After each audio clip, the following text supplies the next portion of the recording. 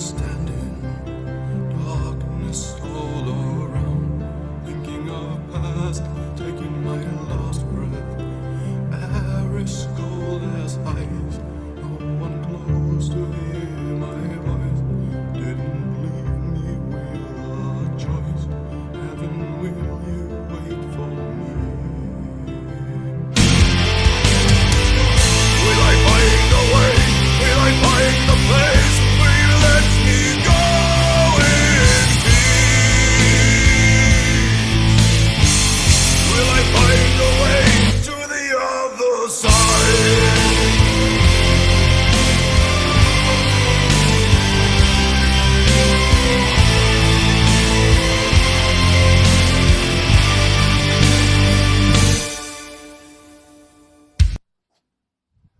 Hello, and welcome to the Hammer is Falling from Atlantic, Canada. I'm sitting here looking out over Atlantic right now. Probably wondering what this is about. Well, many things, I guess. Some friends have suggested for a while to start a podcast, and I'm new to this. I'm not comfortable on camera or on the microphone. So if you're patient, I will get better, hopefully. Eh? So, but it is about a little bit of everything. The situation our race and our nations are in. I use the term the hammer is falling because it really has fallen upon our survival as nations, our authentic traditional European religions and customs, our race, our everything. There's a huge ideological, spiritual battle waging on. Our people are waking up, but they generally have not grasped fully the severity and depth of the situation. We're living in times that can be talked about for many years after. I almost said if we survive it, but when you look through history, we have survived similar things, even more immediate, in our face, fight or die situations. Of course, I say this from relatively secure place, but I've been across Canada. Not many people have probably seen more Canada on the ground as I have, and I've been going steadily eastward. So now I'm kind of on the edge of what's happening in Canada. Although the tremors are slightly felt here, this is predominantly still Aryan part, very Celtic. This area was settled by the Celts, the English, the Scots. There's the untold history of it. There's heavy Germanic influence, and even before those, it was the French and the Basque, French-speaking Basque, north of the Pyrenees.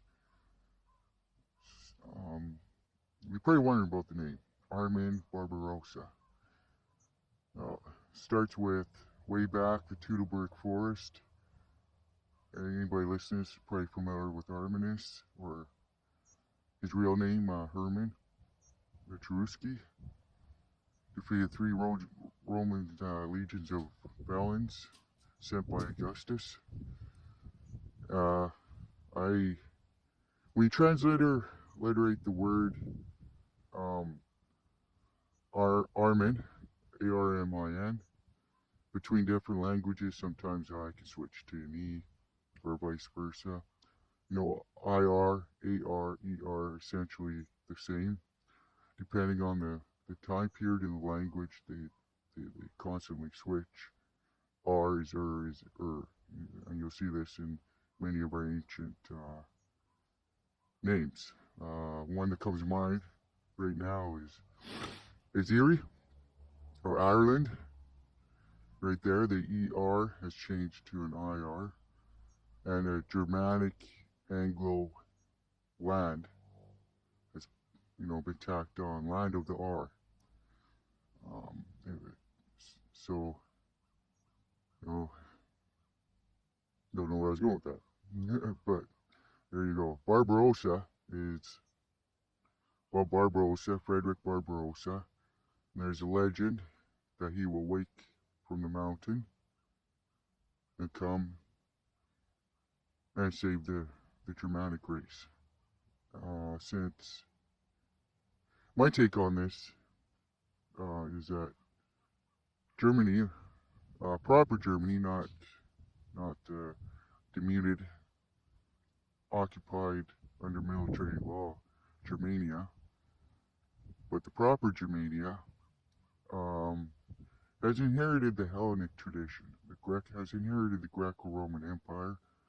The Holy Roman Empire was a direct inheritance of probably what was considered so far gone, degenerated, and corrupted that the center of power had to be moved further north to escape Rome and its clutches, and kind of restart over on agreed values and principles. And hence, a reborn Germania in its traditional ancient European sense would be a reborn Europe. Hence, Aryan Barbarossa is an alias because the hammer has fallen on me too, in a very direct way. I'm in some legal trouble. Because of certain political activities, somebody is trying to ruin my name. And so this is called forth a lot within me to have to re-question some basics here. I have to question, do I have the fortitude and the perseverance and the will to continue my struggle? About tactics and strategy. What do you have to change to win? Because I really don't intend on giving up. I've kind of pulled back. I've been doing some self-thought, some self-analysis. But I just don't have it in me to give up. I've always been the kind that when pushed, I push back. And this was coming sooner or later. I pushed hard, and it's only natural that my opposition, my enemies, would push back. So this is really an opportunity, and this channel is part of that opportunity. It's an opportunity to grow stronger, wiser, and to use a new media. I'm more a writer than a talker, although people laugh at me when I say that and say I'm pretty good at it. But my self-perception is as it is. Yes, so I'm going to be talking about random things relating to all this. I think I'll do some narrations too, and share a little of what I see is going on in Canada, because how many people know what's going on in Canada, including Canadians? They watch your crap TV, and they have no idea. Occasionally a newspaper will give a little hint to some of it, but by and large it's hitting, and that is it's disturbing. It's very disturbing on the level of apathy and ignorance among your average white Canadian, because only an Aryan Canadian is a Canadian. This was founded purely by whites. The Siberians that call themselves First Nations, they They were too busy staying at low-level civilization, murdering, kidnapping, raping, in a perpetual state of raids and semi-nomadic lifestyles. There are a few exceptions, but as a whole, semi-nomadic lifestyles that we we we cannot say that they benefit us really. They've almost been a burden. Actually, in the present state of affairs, I say they've been a complete burden, except for probably half or something. But the there is a large percentage that want all the benefits of Aryan civilization. Want to drive the trucks on the roads, talk shit about us using electricity on computers, on the internet, wear baseball, white man, bent by white man, baseball cap, saying native pride in English. The irony of that is pretty funny. They continuously harass our government, asking for more money and more money, more money. The respectable ones are the ones you don't hear about. Well, that's always the case, isn't it? And it's grown. The numbers are growing larger that are being unreasonable, making more demands. And in the case of a recent event in Halifax, removing Cornwallis, they're active with the Yiddish Turk, which in the vulgar is commonly referred to as a Jew. But the Ashkenazi, the Yiddish Turk, really has no connection to a real Jew. And trader whites, and they've been growing more vocal, more organized. Someone is funding them and teaching them because the Siberians cannot play this game on their own. I qualify this because I lived in the Arctic for a number of years amongst them, so I actually, have first-hand experience on the nature. I say this, not just something I read, but directly quantifiable by experience. So, so in Halifax, they try to remove stuff. They try to remove street names. They try to remove Statue Edward Cornwallis, who was given the job of founding Halifax. I should know this off the top of my head. I don't, but it's something like 1770 or something, and maybe even earlier. And he's the one that actually defeated the Scotch Jacobites. And we know what the Jacobites did in the French Revolution. So one day I'll get more into the details of that probably. But to summarize, he saved British civilization. So he's a hero. They want to take down a hero, but not many people there. You think it would? It's their city. It's the founder of their city. You think they would be more interested, but other than the destroyers, many are not interested. It's sad, but Halifax is the armpit of the world, so that explains a lot.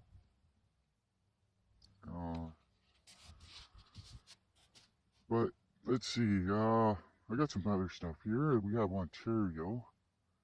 Ontario's turning into Canada's. First off, Canada is North America, Sweden. Except I know what happened to the British here, but they're not very British anymore. They don't have that fire. They don't have that intelligence. They don't have that motivation that made that conquered the world essentially, and bring long light to the world. Industrial revolution made it the lingua franca English. Something happened to them. And they're not the same people. In Ontario they elected this lesbian.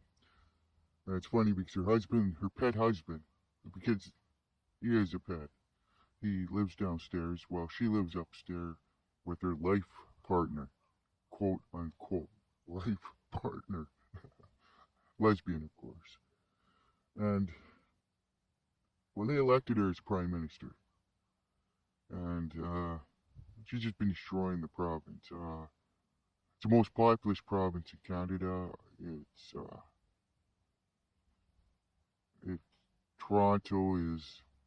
It's right on the border with America. You just cross the bridge essentially, and you're in America. Buffalo, you can see the lights of Buffalo from Toronto. Well, they elected her. She looks like a crypto Jew, and she's destroyed it. That's one thing. In Ontario, if there's no penetration, it's not child sexual molestation. If you say your son says he's a girl, and you correct him on this, you can go to jail.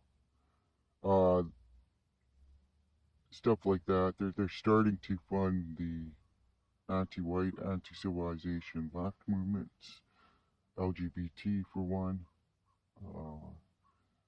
And then in Canada, we have Justin Trudeau, the idiot boy, who openly admits he admires Soros, has met with Soros, and seems to be following Soros' agenda to the letter.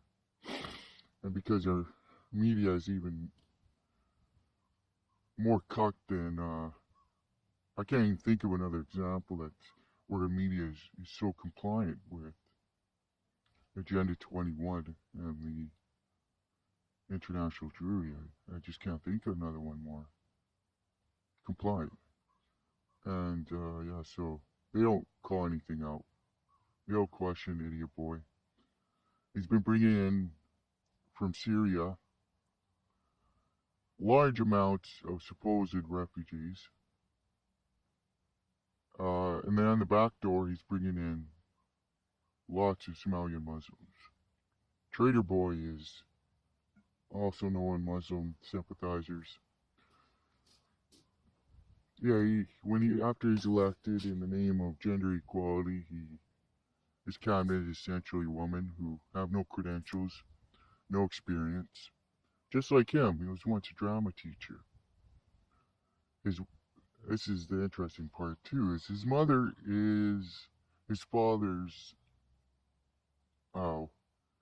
short-time wife, Pierre Trudeau. He ruled Canada the longest, another Quebecois, and that was the end of Canada when, Great Canada, when Pierre was elected.